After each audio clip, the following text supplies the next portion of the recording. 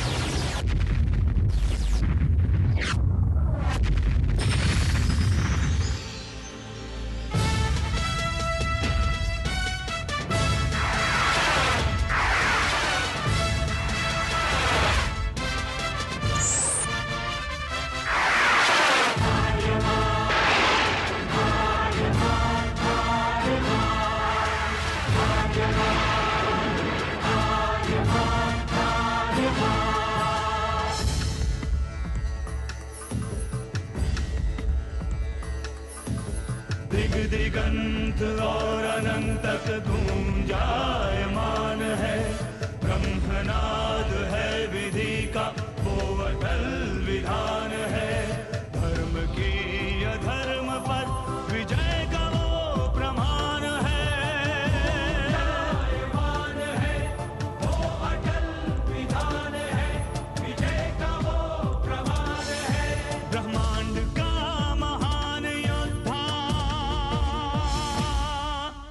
वो आर्यमान है।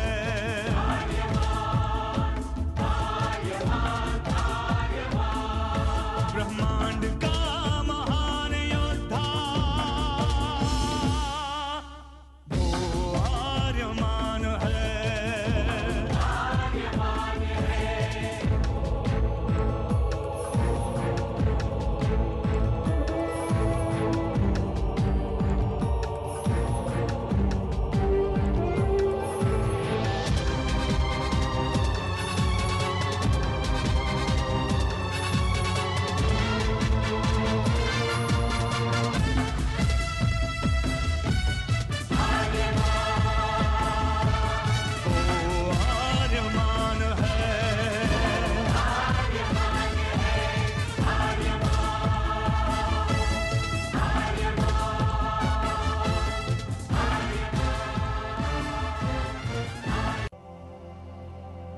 अनंत असीम ब्रह्मांड, अद्भुत, विशाल, विराट, जहां असंख्य आकाश गंगाएं प्रतिक्षण बनती रहती हैं, मिटती रहती हैं।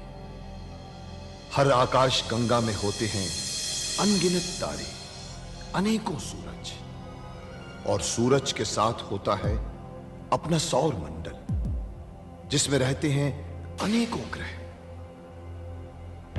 न जाने कितने सूरज चमके और बुझ गए, न जाने कितने तारे चमके और खो गए, न जाने कितने ग्रह, कितनी पृथ्वियां, कितनी सभ्यताएं बनी, बढ़ी और खो गई समय की इस अनंत धारा में। इन्हीं अनजानी परंतु अमर गाथाओं में से एक है महागाथा ब्रह्मांड के योद्धा आर्यमान की। बहुत समय पहले पृथ्वी से लाखों प्रकाश वर्ष दूर आर्याना आकाश गंगा में एक ग्रह था, थार।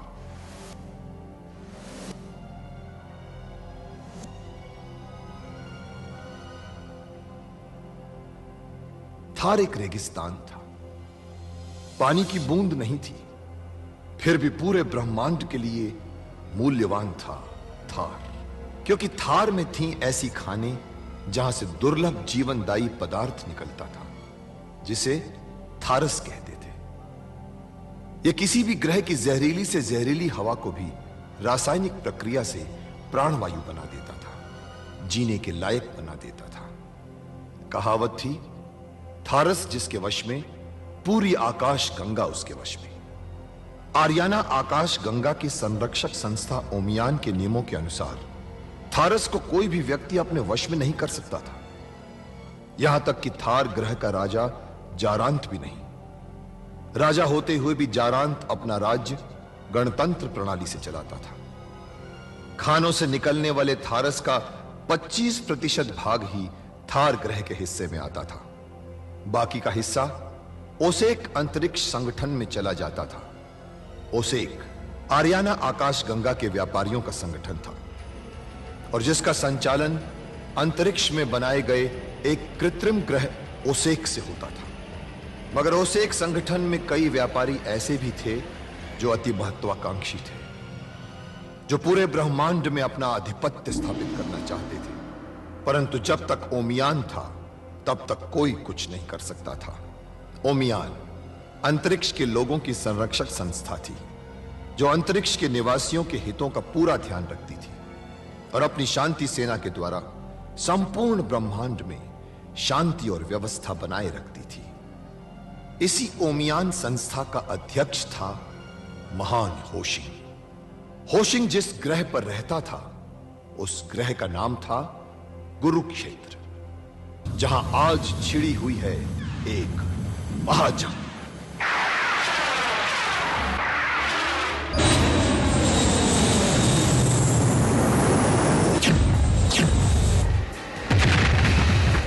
तुमने तो खुलेआम जंग छेड़ दी। अब कुछ नहीं हो सकता। मैंने कहा था ना तुम्हें, हमें चुपचाप घुसना था सवितान केंद्र में। हम यहाँ जंग लड़ने नहीं, अपनी बहनों को छुड़ाने आए हैं। और आ रहे हैं।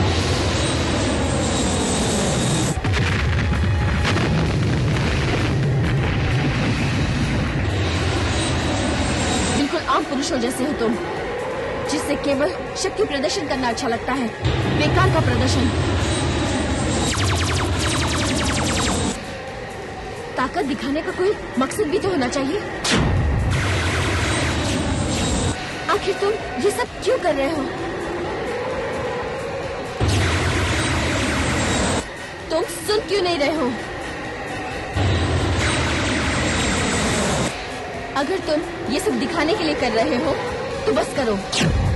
मैं समझ गई हूँ कि तुम कुशल योद्धा हो। तुम सुन रहे हो ना? तुम ताकतवर हो, मैं जानती हूँ।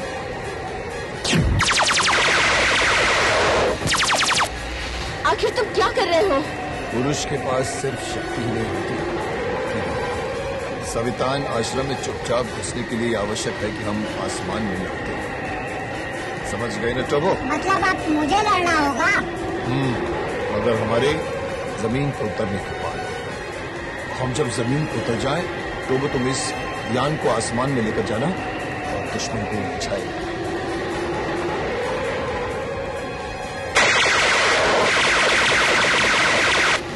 आओ तेजी, टोबो संभाल।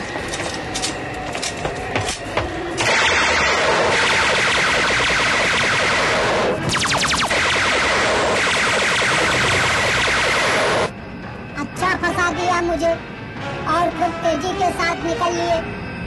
अब लड़ते रहो टोबो, लड़ते रहो अकेले।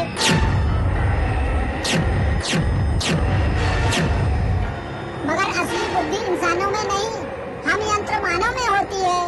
इनका ध्यान सवितान केंद्र से दूर रखना है ना, तो इसके लिए लड़ने की क्या जरूरत है? मैं खुद ही दूर भाग जाता हूँ।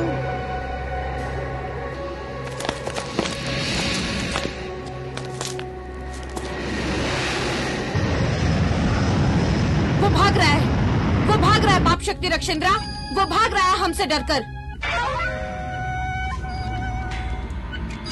अकेला यान आखिर टिकता भी कितनी देर हमारे यानों के सामने।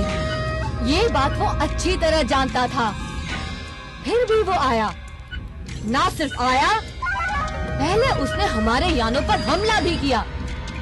उसके हमले में कितनी तेजी थी, देखा तुमने? आर्यमान, गुफा। गुफा, आओ मेरे साथ। ऐसा हमला कोई आम योद्धा कर ही नहीं सकता, कभी नहीं। ये तो कोई बहुत ही कुशल योद्धा का काम है। हो सकता है उस यान में तेजी ही आई हो। अगर उस यान में तेजी आई है तो उसके साथ जरूर कोई आया है जो तेजी से भी ज्यादा कुशल योद्धा है। मगर वो है कौन? वो जो भी रहा हो पाप शक्ति रक्षेंद्रा, वो हमसे डरकर भाग चुका है। हो सकता है ये उसकी कोई चाल हो। इस तरह अचानक भाग जाना, बात कुछ समझ में नहीं आई। अगर वो वास्तव में हमला ही करने आया था तो अकेला क्यों आया था और फिर भाग क्यों गया? आखिर कौन था उस यान में? वो जो भी है, या तो कुछ देर में मारा जाएगा या आपके सामने पकड़कर पेश कर दिया जाएगा। हमारे यान गए हैं उसके पीछे पाप शक्ति रक्षेंद्रा।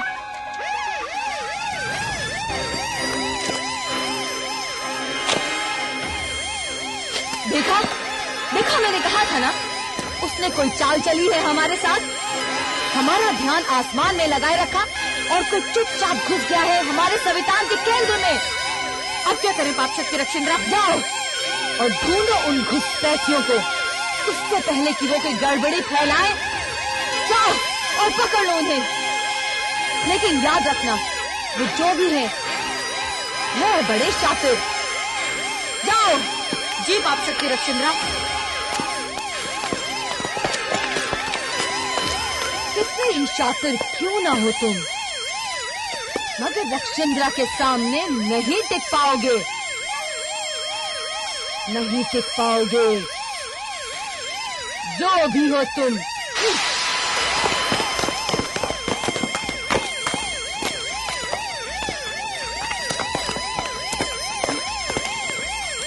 शायद वो हमारे बारे में जान चुके होंगे। कैदियों को कहाँ रखा है? शायद उस तरफ।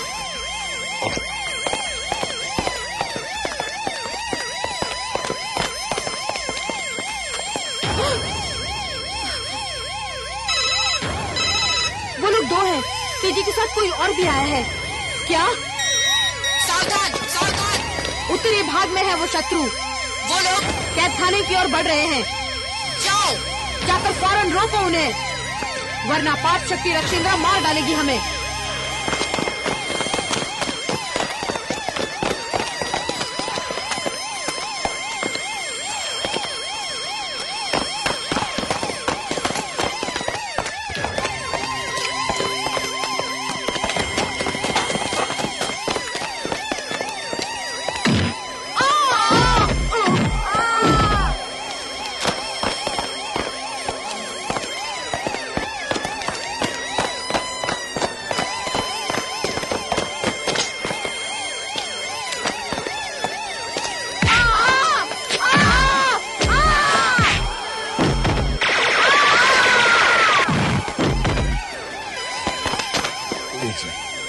वाकई तुम में बिजली की तेजी है। आओ।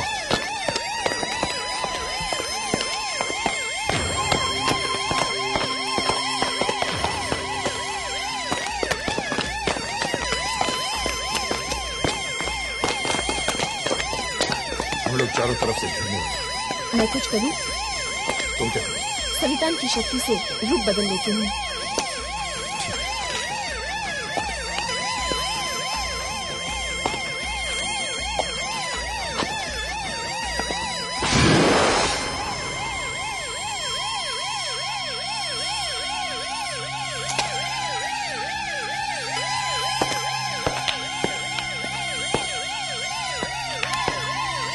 तो चलिए। बहुत अच्छा, चलिए। रुक जाओ, ये तेजी का साथी है और ये मेरी पकड़ में है। तेजी मुझसे बचकर भाग गई है। जाओ उसे ढूंढो, जाओ उसे ढूंढो। और सुनो, इसे कैद खाने ले चलते हैं। चलो।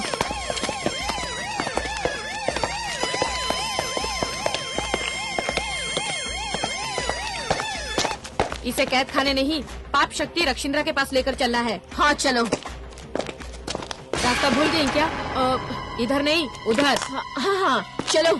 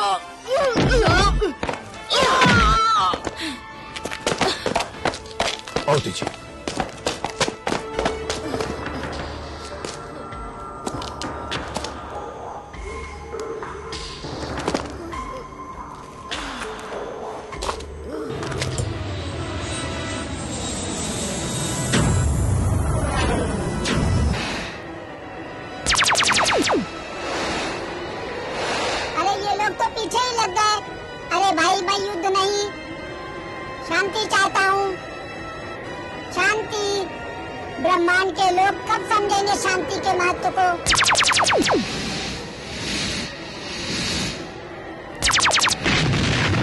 अरे गलती हो गई। मुझे मारना नहीं, मुझे भागना है, भागना है मुझे। शांति से भागने भी नहीं देते ये लोग। समझ में नहीं आता किसके पीछे कौन है।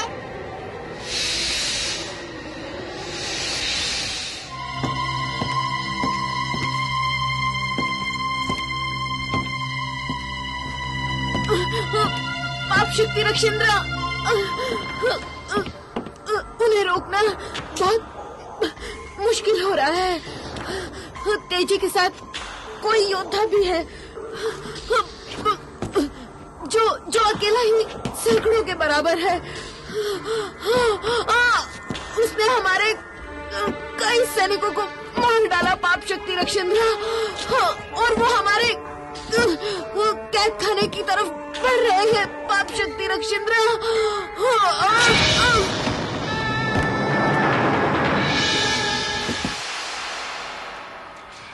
कैद खाने तक तुम लोग नहीं पहुंच पाओगे, रक्षेंद्रा के होते हुए तो कभी नहीं।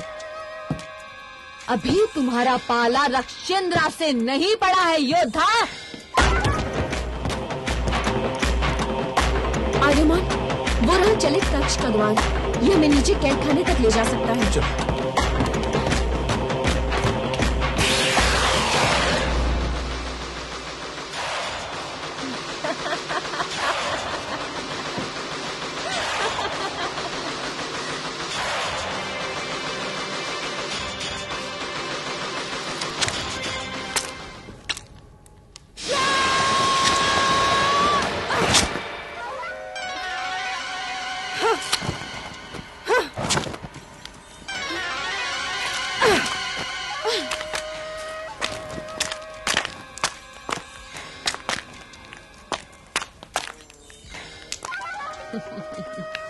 लगता है सवितान में तुम्हारी शिक्षा दीक्षा काफी अच्छी तरह से हुई है। तुम्हें कैसे मालूम कि मैं सवितान की हूँ? वो तो तुम्हारा यान देखकर ही पता चल गया था कि तुम सवितान की हो। लेकिन सवितान की लड़कियां कभी औरतों पर वार नहीं करती, ऐसा उनका उसूल है। उसके ऊपर एक उसूल और भी है। सवितान की लड़कियां अपने आप को बचाने के लिए कुछ भी कर सकती हैं। काफी तेज और ताकतवर हो बच्ची। लगता है तुम्हारे शरीर में कुछ खास ही खून है। अब ये खून हमारे काम आएगा।